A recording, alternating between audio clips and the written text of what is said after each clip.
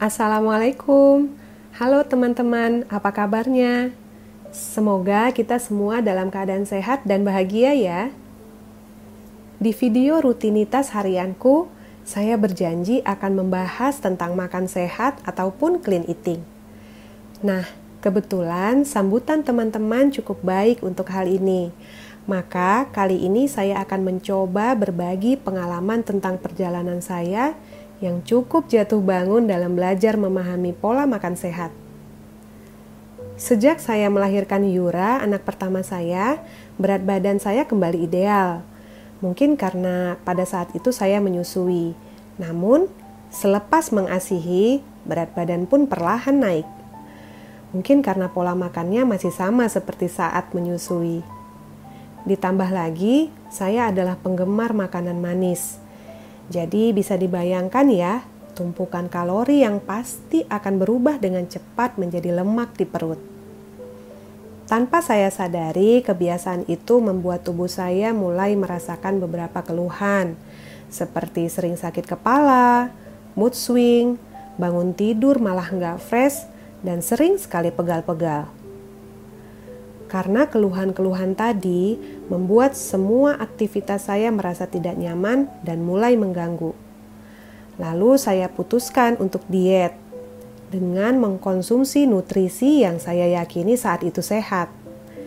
Berhasil memang, tapi malah menimbulkan masalah kesehatan lainnya. Akhirnya saya stop mengkonsumsi produk-produk tersebut dan terus mencari info tentang makanan yang sehat alami dan natural, bukan makanan sehat buatan pabrik. Saya sempat konsultasi dengan ahli nutrisi, lalu tertarik mengikuti workshop dan seminar tentang makan sehat ataupun clean eating. Lalu saya semakin semangat ketika menemukan buku yang membahas tentang apa itu makan sehat. Buku karangan Mbak Inge ini sangat menarik dibaca. Bahasanya yang ringan dan mudah sekali dimengerti membuat saya semakin semangat menggali informasi tentang makan sehat yang sebenarnya. Membaca bukunya sempat membuat saya kaget. Ternyata selama ini banyak sekali hal yang saya yakin benar tentang makanan-makanan sehat itu ternyata keliru. Akhirnya, saya dan keluarga pelan-pelan mulai mengikuti panduan buku tersebut. Tidak mudah pastinya ya mengubah pola makan yang selama ini sudah kami jalankan. Namun, kami sepakati untuk buat standar pencapaian kecil saja dulu awalnya. Jadi, setiap Senin sampai dengan Jumat, kami harus patuh dengan pola makan sehat. Setiap weekend, boleh cheating, tapi tentu saja tetap cheating yang sewajarnya. Berhasil seminggu, kami naikkan targetnya menjadi sebulan. Lalu terus kami lanjutkan. Kami mulai dengan mengganti beberapa bahan-bahan makanan di rumah, seperti beras putih menjadi beras coklat ataupun beras merah. Minyak goreng yang biasa kami pakai, kami ganti dengan minyak kelapa. Jadi, makan sehat bukan berarti tanpa gorengan ya, tentu boleh. Asal digoreng dengan minyak kelapa dan hanya secukupnya. Tidak sampai berenang, dan ingat selalu pakai minyak gorengnya hanya untuk 1 kali masak. Sebenarnya jika kita pakai minyak hanya secukupnya saja, pasti tidak akan ada sisa minyak goreng yang harus disimpan. Lalu kami juga mengganti gula putih dengan gula aren, garam dapur diganti dengan garam laut, dan mulai membiasakan lebih banyak mengkonsumsi sayuran tanpa dimasak. Kalaupun dimasak, hanya sebentar saja agar nutrisi lebih terjaga. Dan pastinya hindari gluten ataupun tepung olahan.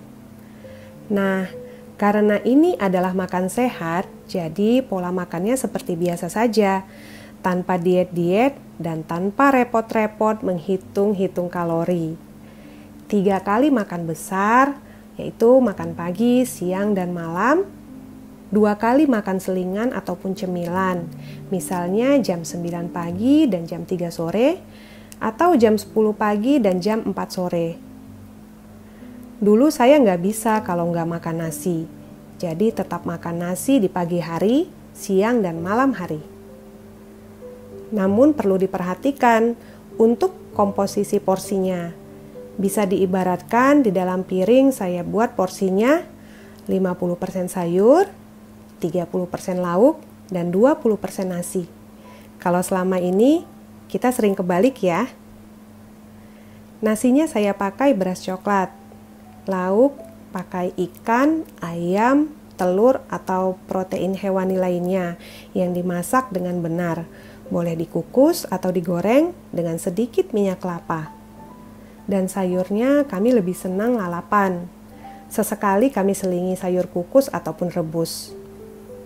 Gak takut ya makan sayuran mentah? Kalau sayurnya organik, insya Allah aman karena minim pestisida ataupun racun. Tinggal kita pastikan cuci bersih dan rendam sebentar dengan air garam. Biasanya tiap beli sayuran langsung saya cuci semuanya. Cuci bersih setiap lembarnya. Lalu direndam air garam, keringkan dan simpan di kotak. Dan masukkan ke kulkas. Jadi kalau mau makan gak perlu repot cuci-cuci lagi. Udah siap untuk dimakan. Karena kadang kita malas makan sayur biasanya karena belum tersedia yang siap untuk dimakan ya. Untuk cemilan yang tadinya selalu gluten dan gula, kami ganti dengan pisang rebus, ubi rebus, kacang-kacangan, dan makanan sehat lainnya. Pola makan seperti ini kami jalani dengan cukup santai, artinya nggak ngoyo dan jadi kaku. Tetapi usahakan maksimal patuh semampunya. Alhamdulillah dalam waktu sekitar 3-4 bulan berat badan saya turun 8 kilo. Dan yang paling penting sejak itu semua masalah kesehatan yang saya sebutkan di awal tadi hilang semuanya. Mood saya juga membaik dan qadarullah dikasih bonus hamil. Nah, sementara mungkin hanya ini yang bisa saya bagikan ke teman-teman semua ya. Karena saya sendiri juga masih perlu banyak belajar soal makan sehat ataupun clean eating. Apalagi sejak lahir Albira, cheatingnya sering banget kebablasan. Niat saya insya Allah mulai ditekadkan kembali, pengen disiplin seperti dulu. Nggak usah niat untuk langsing dulu deh, nanti malah jadi stres. Tapi niatkan untuk sehat, agar lebih semangat beribadah dan mampu menjalankan tugas kita dengan baik sebagai seorang ibu. Karena tubuh kita juga punya hak untuk dirawat dan dijaga dengan cara memberi nutrisi yang baik.